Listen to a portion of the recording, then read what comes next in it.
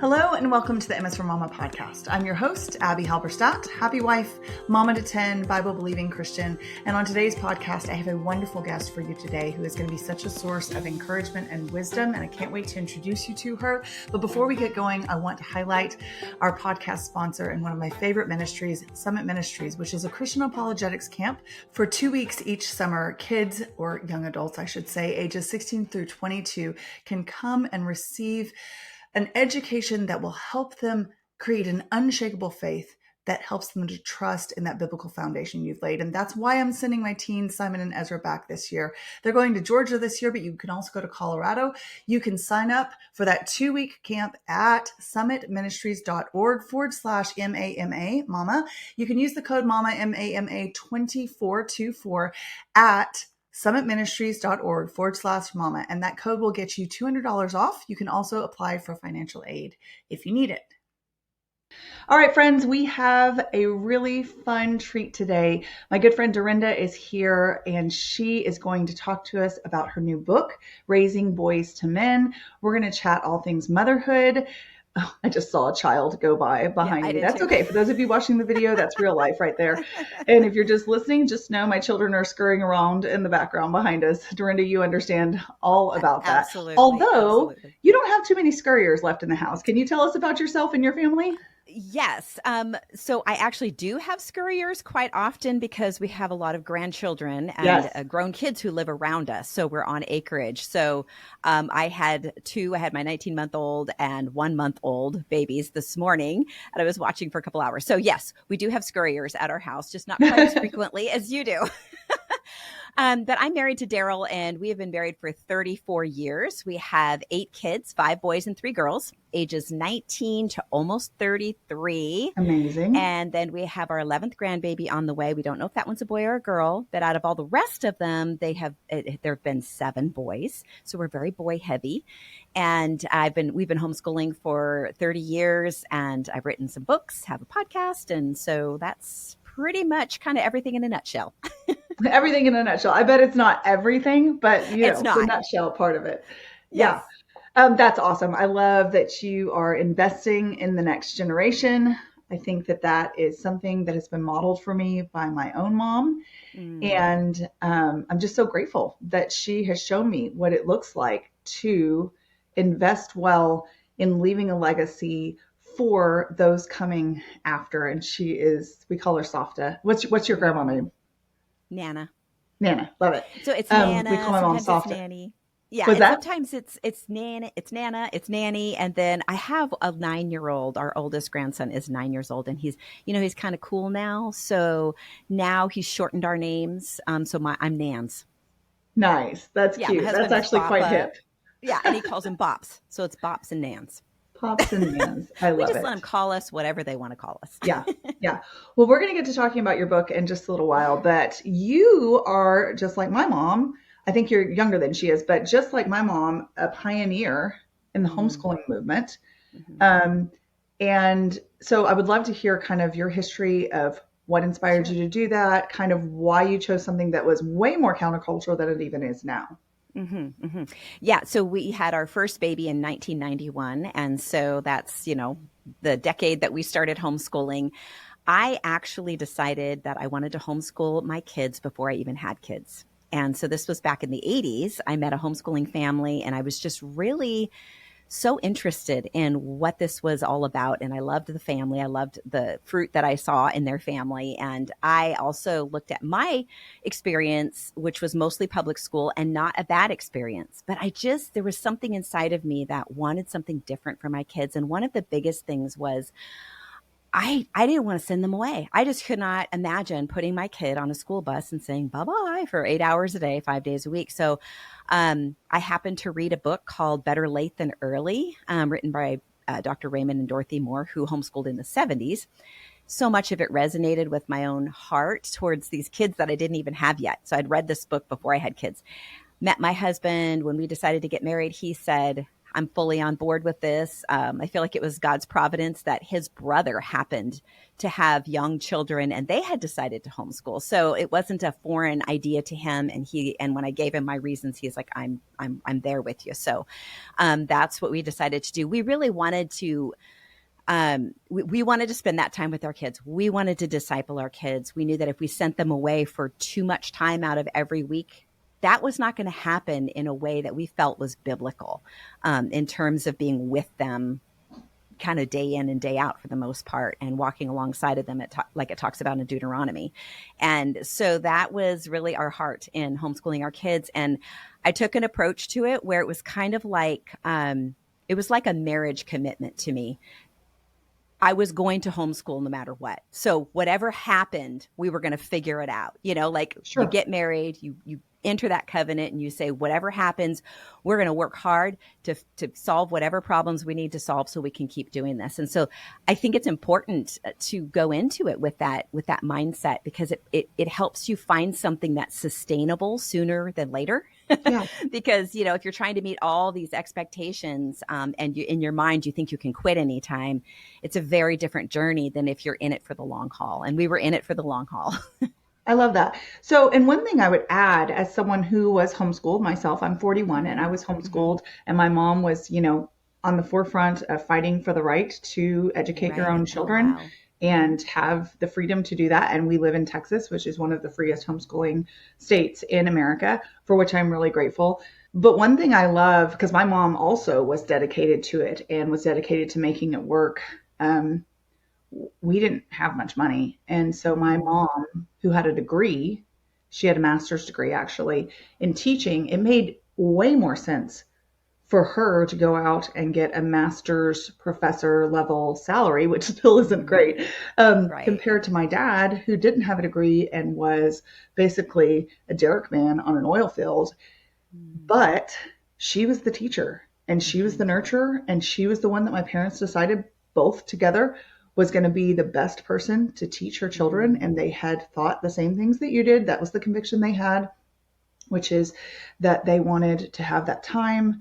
They wanted to turn the tide of some things that they had seen as far as neglect and abuse in their own backgrounds. And they felt like they would best be able to do that with that time investment, or at least mostly my mom's time investment. My dad was there, but he worked really long hours. His biggest contribution in parenting, honestly, was his willingness to work really hard to just make enough money to put some food on the table and have us, have our one car and beat up old car, but I didn't ever feel deprived. In fact, I had a very happy childhood in many ways, even considering some things that we were up against. I talk in Hard Not to Say Anything Is Bad about the fact that my dad is bipolar. And it was a really hard upbringing in some ways, but his dedication to breaking those generational chains, however imperfectly, was so important. So I think that same conviction was there in my parents. But one thing that was interesting is, as we grew and as our finances changed even more, my mom did have to pick up some adjunct work. And because she had these skills and this degree, she was able to be a part-time college professor. So I remember that my brother and I would be in the community college library doing our math, trying not to squabble too much, while my mom is teaching her couple of classes that she teaches to get a little bit of grocery money in, and so part of what that dedication to making it work and in for the long haul looks like is being a little flexible with locations. When I was 11, a very small private school started in my little town. It's still going. We actually, our homeschool basketball team just played their basketball team. And I was like, oh my goodness, memories. This is from like 30 years ago. Wow. So when I was 11, they started this little bitty school. There were like, 6 students a class, and they wanted my mom to come teach. And so she did. And so I was no longer technically homeschooled during that time, but she taught 5 out of 6 of my classes. And there were like 6 other kids there, maybe, essentially my mom is there teaching my grammar and my English and my science and my history and my math and, all these things. So I did that for 2 years. And then she started her own homeschool co-op, again, with the goal of trying to supplement income just a little bit. And she was teaching probably about 12 to 15 high school students for a couple of years. And that was my high school experience before I started junior college early at age 15, and then went through for a 4-year degree. So it wasn't a conventional even version of homeschooling, but the dedication to kind of being there by my side and being the primary influence and educator was there. So I hear Right. you completely and I agree, but I would really also encourage moms who want to homeschool and don't see how they can right now financially to be creative. Like there are Yes. ways to make it work. I even hear from full-time working moms who homeschool with the help of online, getting up early, arranging their hours in such a way as to have a day off that they spend with school. I mean, um, it may not look normal to many Right. people, but that dedication is still there. And I think that's really cool.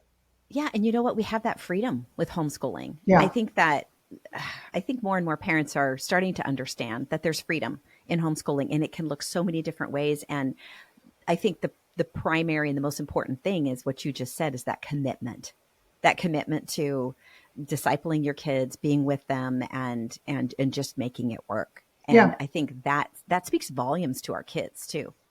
It does. It does. Yeah. And I know that not all of my listeners homeschool. In fact, there's a really good chunk that doesn't.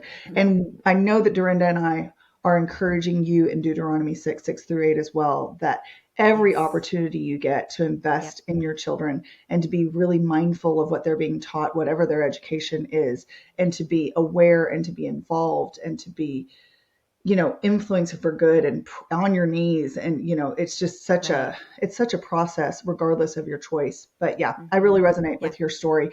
So I wanted to talk to you about this new book that you've written.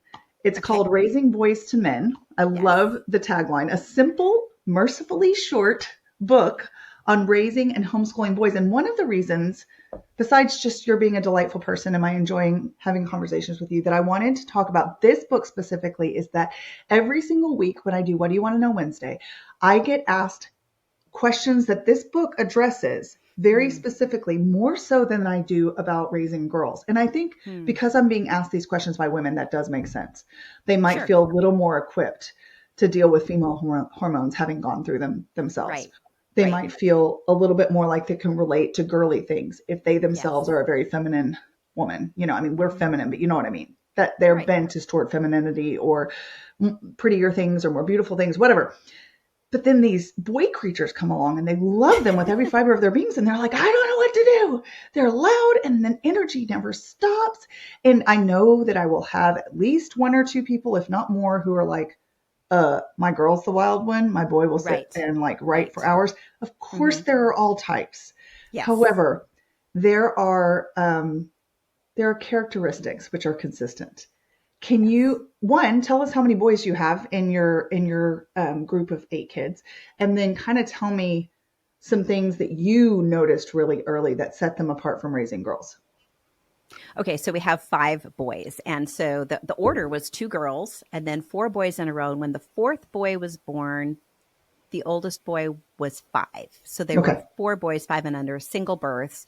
So bam, bam, bam, bam, bam. And then a girl and then another boy. So Okay. those 4 boys were kind of what could easily set the tone in our home. And so Yeah. there was a lot of like balancing that. I really wanted to have a home that wasn't hostile towards masculinity and boyhood and energy and all that, but I also had to keep my senses and my brain Yes. and my mental health. So it was a balance of that. But I think early on, what I saw was just what you mentioned, the copious amounts of energy. If it's not directed, it can be destructive really Yes. quickly. And it's not that they're setting out to be destructive most of the time. Like, I think it's a need for direction. It's a need Mm-hmm. to for us as moms, parents, to direct that energy because boys need a mission. They need a mission. I heard from Mark Hancock over at Trail Life USA. He said this on an episode that I did with him, podcast episode. He said there are 3 questions going through boys' brains most of the time, and it is who's in charge, who's on my team, and what are we doing, or what is our mission? So a Mm. lot of times when our boys are going a direction that we're like, what in the world? It's because one or more of those questions aren't being answered for them in that moment. And Mm. so we have to answer that question for them. And we have to give them that direction. And so it's just a lot more of kind of staying ahead, especially when they're toddlers and preschoolers and they're still growing in discernment and wisdom, which is what we want to teach them. But it's a process. Yes. So they're going to destroy things at times, and maybe not even intentionally. They're going to be wild. They're going to embarrass us sometimes. And I think if we realize that that's just part of being a boy mom, we don't need to get upset about it, and we don't need to react to it. We can respond to it with a better understanding of how our boys are wired. That's what I try to explain in the book. Like, this is how they're wired. They are wired to lead, build, conquer, protect, provide, all of those things. And a lot of times, again, if they're being naughty or doing things that they shouldn't, a lot of times they're trying to do one of those things. They're just doing it poorly. Or in an ill-timed way, or in a way that isn't appropriate for that. And so that's our job to teach them. I see what you're trying to do here. When you smacked your brother because he said something to your sister, you were trying to protect her. And that is a really good thing. But this is not the way we do it. Yeah, you know, yeah. Let's talk about other ways we can handle this. And, so it's just a lot of that.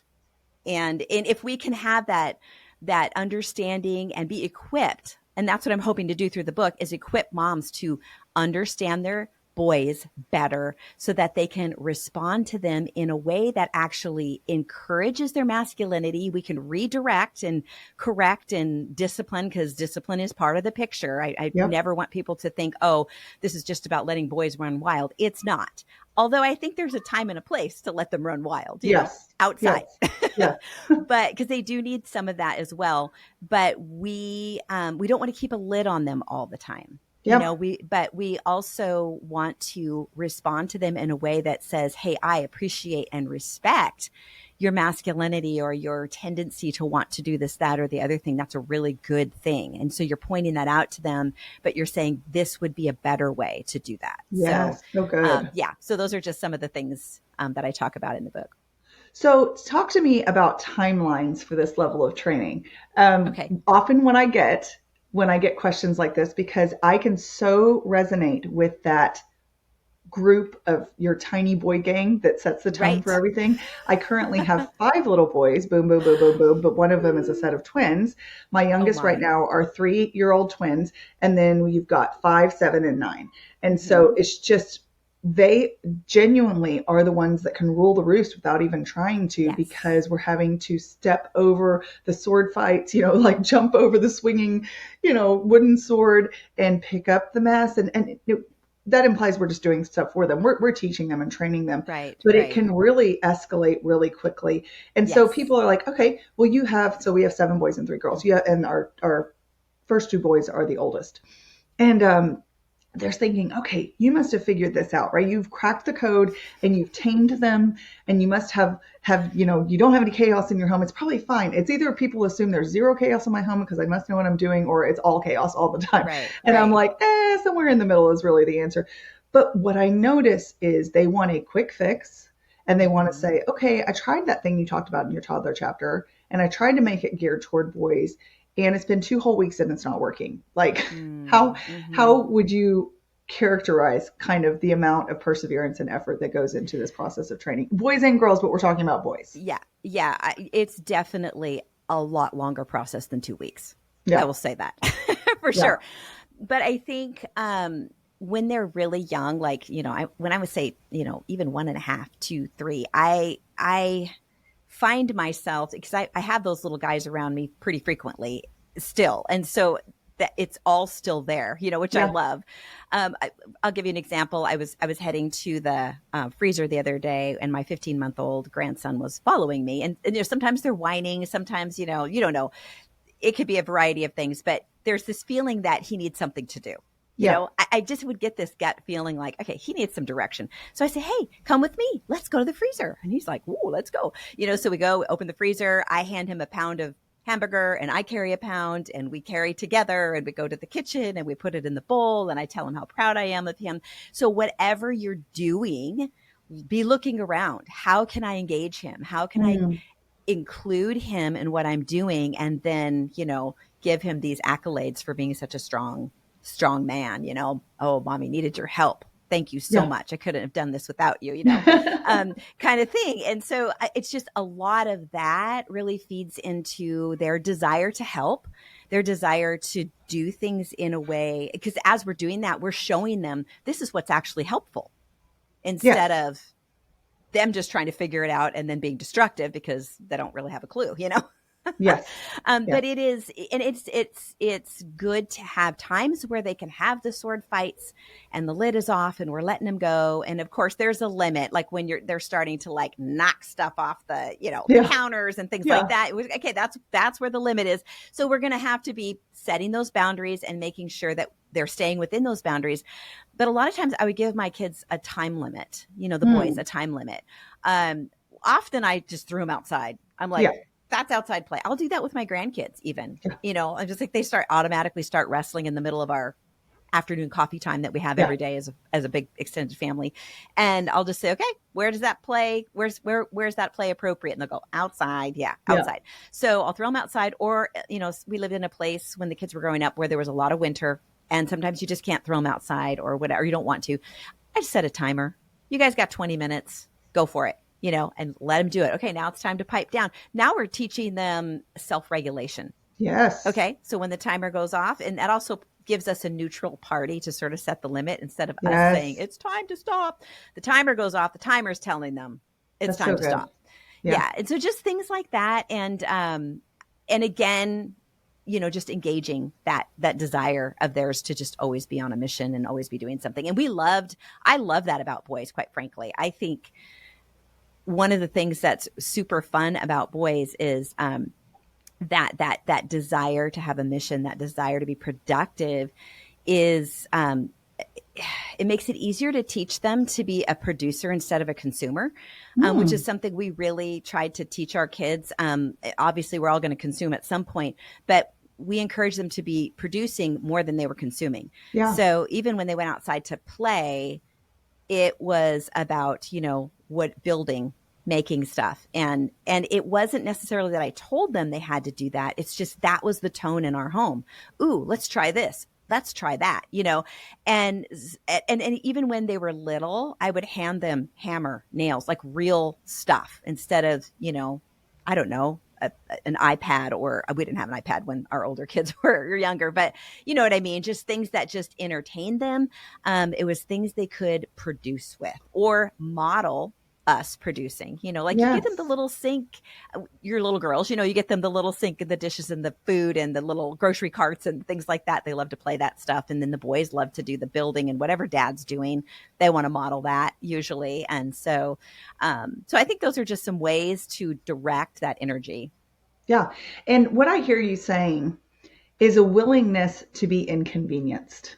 Because Absolutely. When you say to that little 18-month-old, thank you so much, I could have done this without you, it's not actually true, but it's the best kind of lie. Right. It's we're almost prophesying over them something that will be true in the future. Right. We're speaking truth and encouragement into the future when they really can lift things that we can't anymore. Yes, I would say that it is a statement of faith.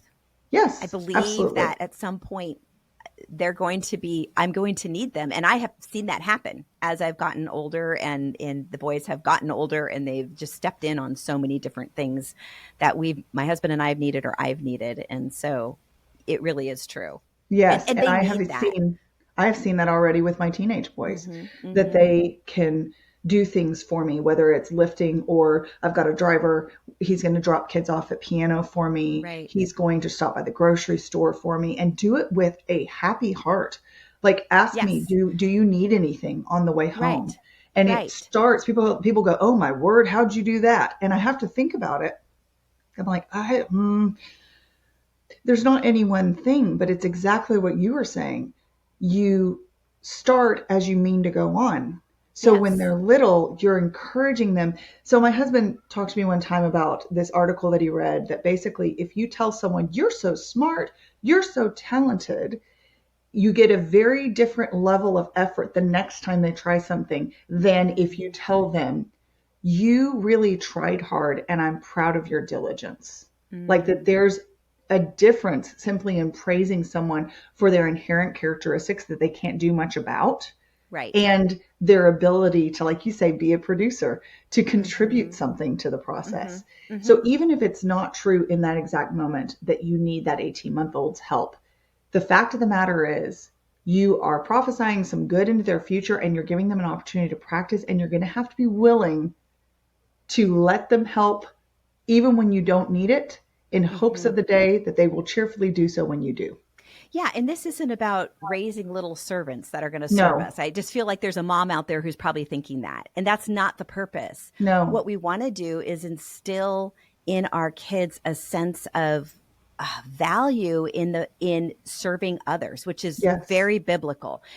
People are the happiest when they are serving others, when they're thinking outside of themselves. And the scripture would agree with that across the board. God knows. He knows what's good for us, what keeps us from depression, what keeps us from turning inward too much is serving. It gives us joy.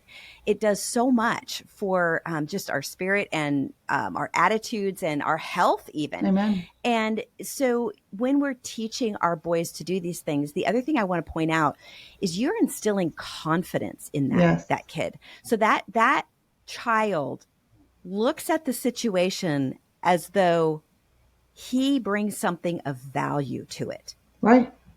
We want our kids and our sons to grow up knowing and confident that they have value to bring to the table. Amen. Because they do, and so, but when they know that and they can communicate that and they can bring that to the table, that is a huge part of their success as adults, in terms of even going out to get a job, have a career, all of that. So these are tiny little things, little seeds that we sow during this time that eventually make all the difference in the world. And it's easy to underestimate the value of that. Yeah. There's so much out on the internet about, being this kind of parent and that kind of parent. And you should respond this way and that way. And really it comes back down to the simple things, the very basic things that we're doing as part of our rhythms day in and day out. That is what impacts our children the most.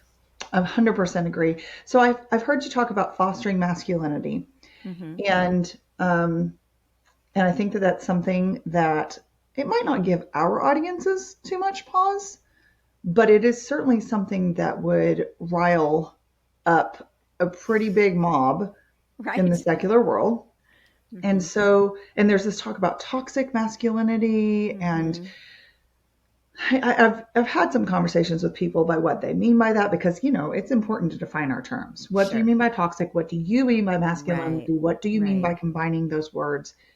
And sometimes they're describing what is truly overbearing, kind of authoritarian behavior that nobody wants to be treated that way by any gender, but that might be more likely to happen from a male. And sometimes they're describing things that are related to that characteristic of building and conquering and leading, and they object to it, but it's actually how God has wired men. So can you give us a biblical definition of masculinity that you're working with when you're seeking to instill that in your boys? Well, if you take your boys back to the scriptures and to all these different stories, especially in the Old Testament, stories of war, stories of conquering, stories of leading. You've got, King David, you have Gideon, you have all these different examples, none of them being perfect. No. But many of them being committed to going back to the Lord even when they made mistakes. Okay. Yeah. So that right there is that's a huge part of masculinity, is just a yielding to God and being willing to do what he calls them to do, whatever that is. It can, but what we see there, overall, we see warriors, we see dragon slayers. And one of the reasons that our culture is so, just doesn't understand or appreciate the aggression that is part of how our boys are wired is because we're not running for our lives anymore. Right. We live in the super comfy, cushy, women and children. We've got all these protections set in place that don't necessarily require men to be part of the picture. And we have a very feminized society where even the church has, the culture and the church, everything is feminized. And so anything that's not that is icky. It's to be hated. It's to be, looked down upon, frowned upon, punished even, there's a hostility towards it. There's like this hatred towards men, masculinity, and really it's a hatred towards God in his ways. We know that at the end of the day, that's really what that's about. Yeah, it is. But I think that it's so important that our boys understand that it's appropriate for them to help the helpless, to be there for people who are weak, to know how to help them, but then also to know how to wage war when necessary, that they're not afraid to do that. And so that's something we want to instill in them all along the way. And so if we can keep that balance in our approach towards their, just the different things that they do, the ways that the way they respond to certain things, certain situations. I'll give you an example. We have one son who just ran hot. It was just in his nature to run just a little on the angry side. And his little vein would pop out in his neck and his whole face would turn beet red when any injustice had happened, whether it was between siblings and he had nothing to do with it. He felt the need to jump in and protect whoever he thought was weaker. Yeah. And so it caused a lot of riffraff along the way. But understanding that what he was trying to do was good and that defending justice and defending the weak is a good thing, but that's not the way to do it. Like, let's get some understanding of what just happened here before we go in and slug our brother over this thing. So it's just all those little situations along the way, going into them with a mindset of understanding where they're coming from and what they're trying to do. We're not excusing sin. We do need to address sin. That's really important. And anger and that venting of it is something that has to be dealt with, But now fast forward, this son is 24, has a wife, 2 kids. And I just asked him the other day, hey, can we talk about like how you handled your anger, like what it felt like as a kid, what made you angry, when did you realize it was important to deal with your anger? Like, when did you realize it was a problem and it needed to be dealt with? So I love being able to talk to him about this now because he has overcome so much of that. It's still sometimes a struggle for him, but overall, he's a very, very patient person, which if you looked at the little impulsive 4-year-old, you would have said, I don't know how this is going to turn out. Well, and that's what I really want to encourage moms to consider is the long road. Yes. The end, maybe not result, but the progress that you're going to see, and you might not see it for 20 years. And I know that feels very frustrating that's like, man, is it even worth it? Yes, absolutely. It is. I've got one, probably 2 that fit that description. One particularly that we would call our little rage monster, not to his face, but like when we talked about him, he was just like, man, he just, and in the most endearing way for those that are going to get offended by that. And by the way, that's a Dude Perfect reference. There's a guy on there that loses his temper and beats up cars and stuff that they call the rage monster. So there's a lightheartedness to that. Yes, exactly. That name. Exactly. It wasn't like he's a monster, because we try to use words of life about our children. And so even when we're talking about them, and especially when we're talking to them, but he was our little rage monster. Like, he just really struggled to control those emotions. But you're right. He is all about justice. Now, sometimes it's justice for himself. Right. Yeah, absolutely. He is all about justice. He is all about, kind of defending those who have been wronged. And so harnessing that and teaching them. So I get asked all the time, that's another really big FAQ is, okay, I have a really angry kid, whether boy or girl, kind of how do I interact with them? And I think it's just that patience of teaching them some practical self-control measures, whether it's using timers, whether it's teaching them to box breathe.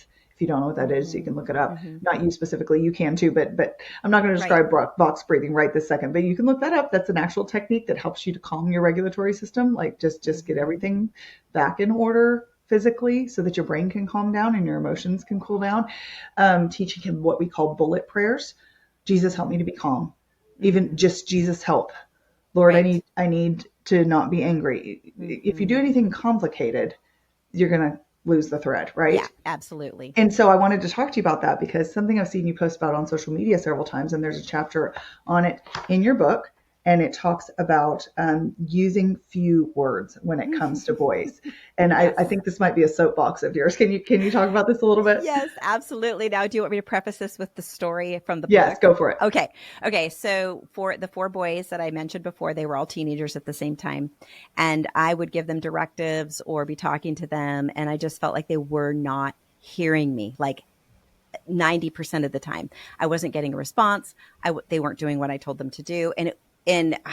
And I talked to him about it more, and I was getting nowhere.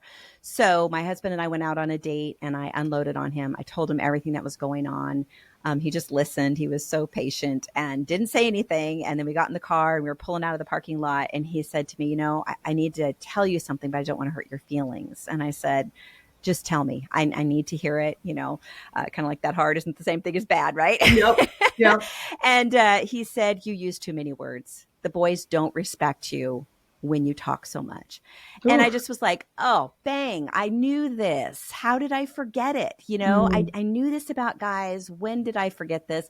Okay, so I went back home and I called all the boys in, and they all thought they were in trouble. And what ages are they at this point? At this point, they're probably 12, 14, 15, 17 maybe. Yeah. All pretty much in the teen zone. And I said, this is what's been going on. This is what your dad said. He said that I used too many words. Is that true? And they said, oh, yes, absolutely. They said, we would rather feel physical pain than listen to you talk. And they weren't being disrespectful. They were being honest. And I was so glad that they felt like they could do that with me. And so I had to retrain myself. I'm a writer, communicator. I love words. I love describing things perfectly and all of that. And I had to just change all of that. And I had to change it in a way that was just so that they could hear what I was saying. So I would tell myself, I would stop and I would say, okay, give me a second, guys. Okay. And I would think about what were the most important things that I needed, like what were the three most important things they needed to know. I'd shoot them off in bullet points, as few words as possible, and 15 seconds or less. And that worked like a charm. Now, I told that story on social media, and I had this mom say to me, that's a horrible idea. They're going to grow up thinking everybody has to talk to them like that, and they're never going to know how to listen to their wives and blah, blah, blah. And I just was like, okay, hold on.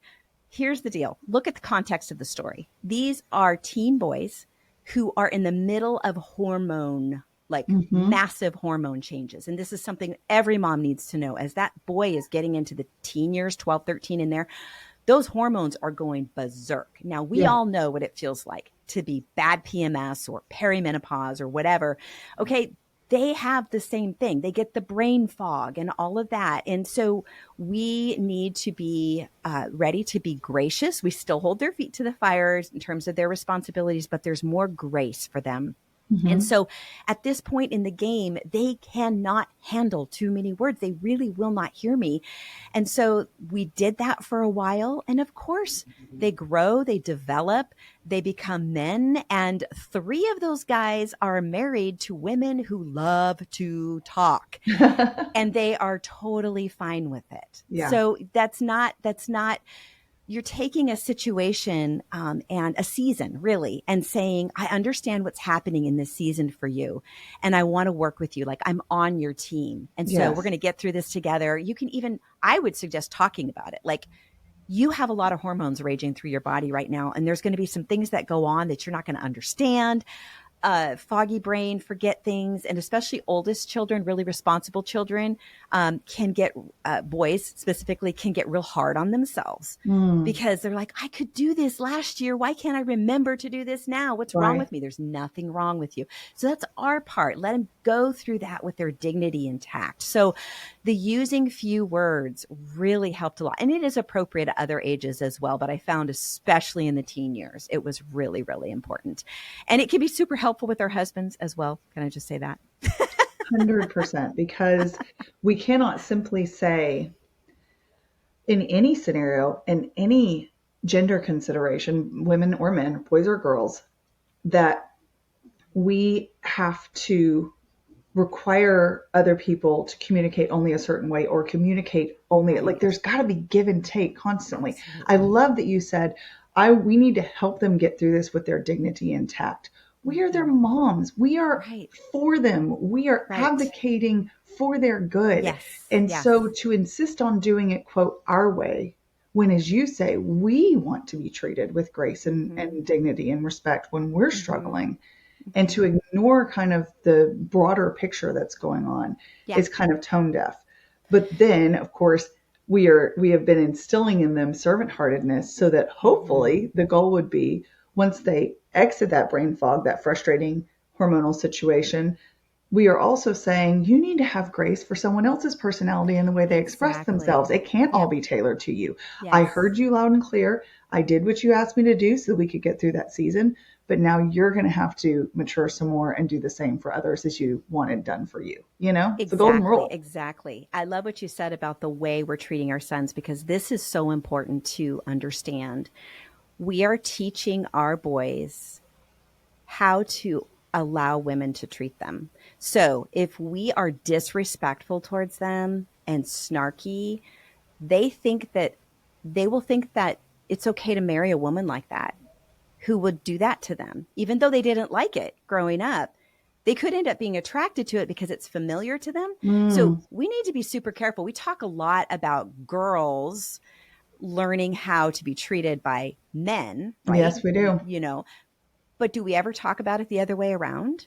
I don't want my sons marrying a woman who disrespects them, who's snarky to them, who mocks them and makes fun of them. So I better treat them the way I would want, to a certain degree, their wife to treat them in terms of respect and honoring their masculinity, their desire to lead. And again, within reason, because we're not in the scenario that I'm their wife, obviously, but I think you kind of get the idea. We want to respond to those situations with respect and honor so that that becomes the standard for them. I love that that's your heart for your boys. I'm sure it is your heart for all of your children to meet them where they are while still, as you say, holding their feet to the fire of scriptural truth and modeling and holding your own feet to the fire. We are adhering to these standards by God's grace as unto the Lord, so that we don't end up being hypocrites to our children and they see us having a double standard for letting ourselves have all this grace when we're struggling, but not giving it to them. Exactly. We're modeling for them. Yes. Which is the best and most effective way to lead.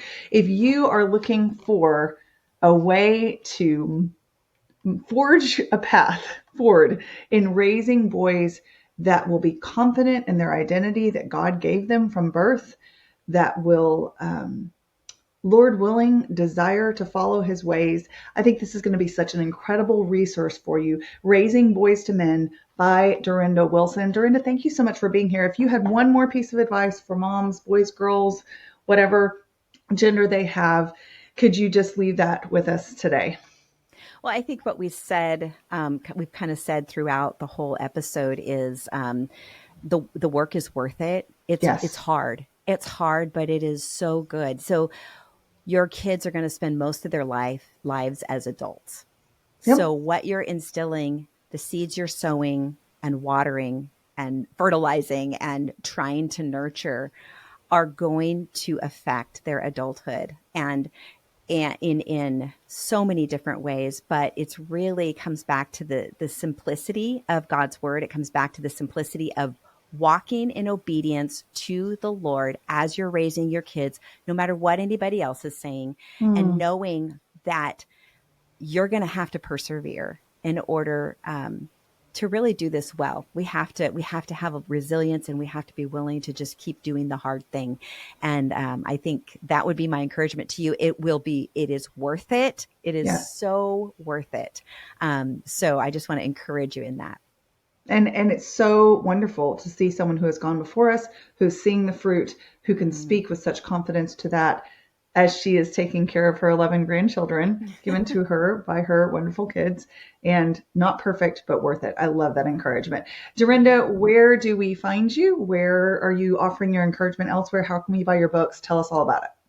Okay, well, you can find my 3 books and the new one, Raising Boys to Men, at Amazon. You can also find them at my website, durendawilson.com.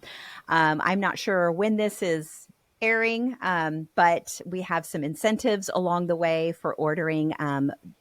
The first day that the book is actually available is March 5th. So that's Tuesday, March 5th. And I would love for you to be encouraged by that. I also have a podcast, the Durenda Wilson podcast. We just hit 500 episodes and 3 million downloads. So there's a lot of really good encouragement there. Encourage you to go and check that out. There's actually a little search bar at the top of the list of episodes on my podcast page of my website where you can put in keywords and it'll bring up the episodes that you need to hear now. That would be the most encouraging to you.